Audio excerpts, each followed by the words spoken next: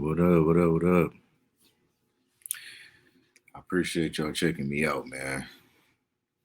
It was late, I'm tired, but I figured, man, I want to get this out or kind of talk about my perspective on things before this hits mainstream media for real. The news start picking up traction, whatever, right? So apparently, Kyrie Irving has purchased a home in Los Angeles, a mansion in Los Angeles, $3.7 million home. All right. Now, this could be an indication that the Lakers and the Nets possibly worked out a deal. It could just be that Kyrie Irving purchased a house in Los Angeles. We really don't know yet. What I'll say though is that I decided to look into it a little bit deeper, just see how much sense it might make.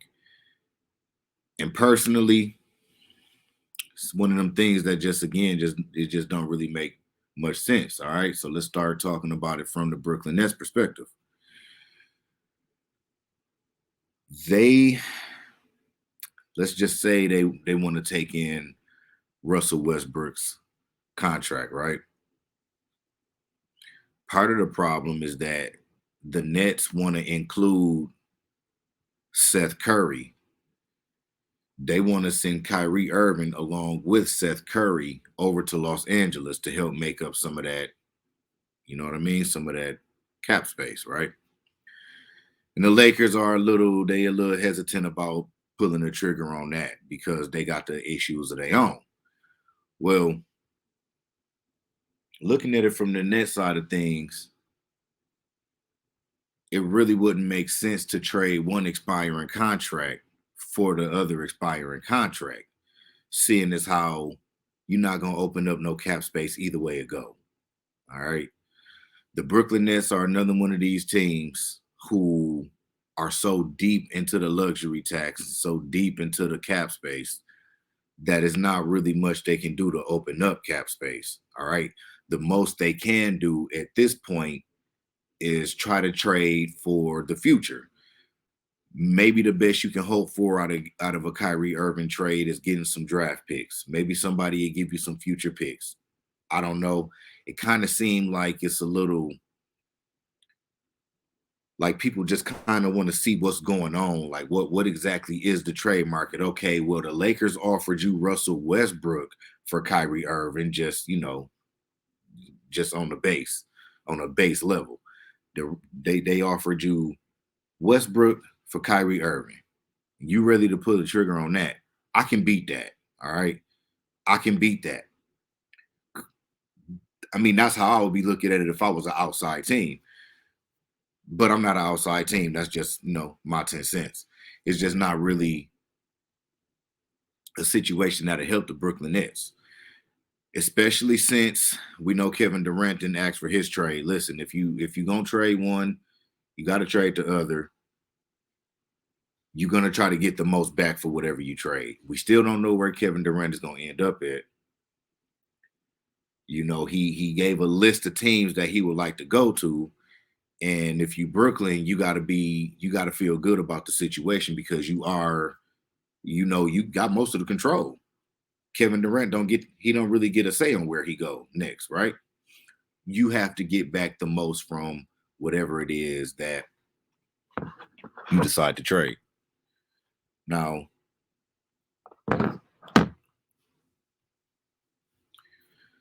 again, I'm not really sure what the trade market is like for a Kyrie Irving, or if it is other teams who might be interested. Just from the perspective of the Brooklyn Nets, you trade away Kyrie Irving and Kevin Durant, you don't open up much cap space. Actually, I think the most they can open up is next year, and it's projected at like $12 million. There's not much you can do with $12 million. Actually, hold on, let me show y'all because I did figure out how to.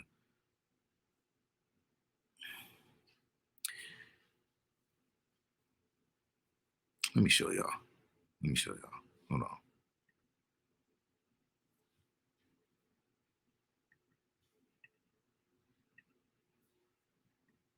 Look at this. So this is the 23-24 practical cap space, right? Now this is important right here. This is important right here. Let me see what year we in first. Look at this right here. They still have trade exceptions, but that's not really.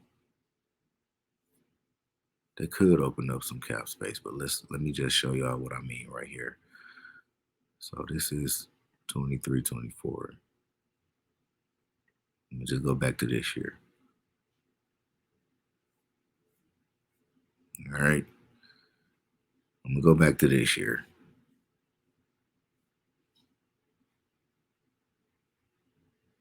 Let me see what it is. This is the important part right here. I'll come back to this and read this. But look at this right here. Practical cap space. Maximum possible cap space. That'll be this year, this season, whatever. That's they still minus 37 million, right? And this is a big reason why. Look at this. The Nets are currently over the league salary cap. This means cap holds and exceptions are not included in their total cap allocations, and renouncing these figures will not afford them any cap space. The team may only sign outside players using in any available exceptions or at a league minimum salary, right? That's for this current season. Look at the estimated luxury tax bill. Look at this. 18 million. You got to justify spending the money. We all know that. We know that you have to justify spending the money. But let's just go to next season real quick so I can further prove my point.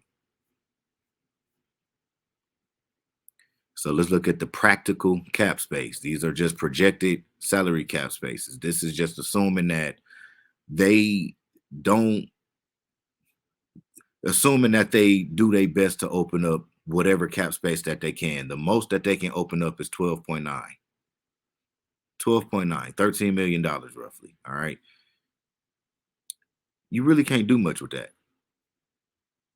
You really can't do much with that. All right.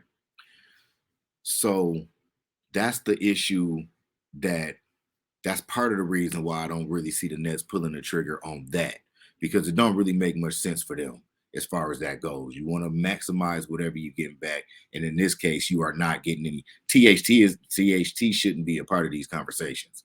This grown man conversations right here, and he shouldn't be a part of it. All right. Now, from the Lakers' perspective, things also get pretty tricky, especially if you Genie Bus and management steady dealing with whatever it is that you've been dealing with in the LeBron era, which would mean going out and getting whatever players that LeBron wanted you to get, right? We've seen what happened with them giving a whole future away, meaning young players and draft picks in order to bring in Anthony Davis for a subpar tenure in Los Angeles, right? Let's just be honest about that. So if you're the Lakers, you Genie Bus, it's already been documented that what's my man name? Kurt Rambis. He don't want Kyrie Irving over there. Allegedly, Genie Bus is 50-50 on Kyrie being there. And I think that was the same with Rob Pelinka. Rob Pelinka was a little against the fence about it. I know if you ask Magic, he'll probably say bring him over. You know Bron will say bring him over. Well, here's the thing about committing to another LeBron James decision. We don't know where he's going to be. LeBron James's contract, he's eligible for an extension this up and coming off season. I think in August or something like that. I really don't know. September. I don't know when it is, but he is eligible for an extension. Now, do you really want to take on this Kyrie Irving contract and you know that he wants this extension, right? You extend him, you extend LeBron James. Do you really want to do that? Do you really want to do that?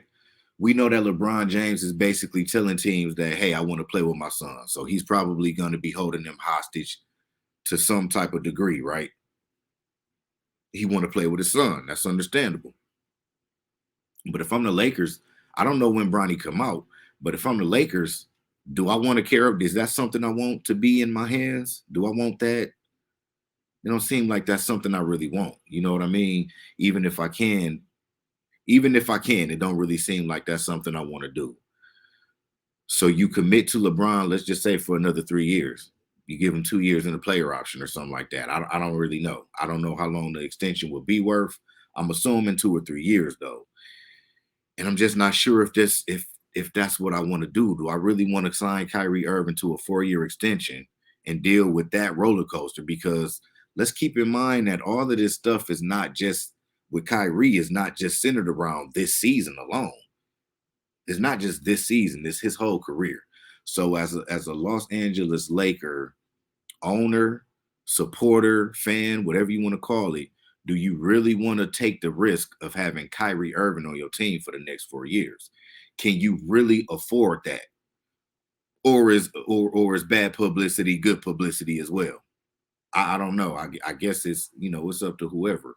It's not up to me. I'm just here to give y'all my 10 cents. And that's really all I got right here, man.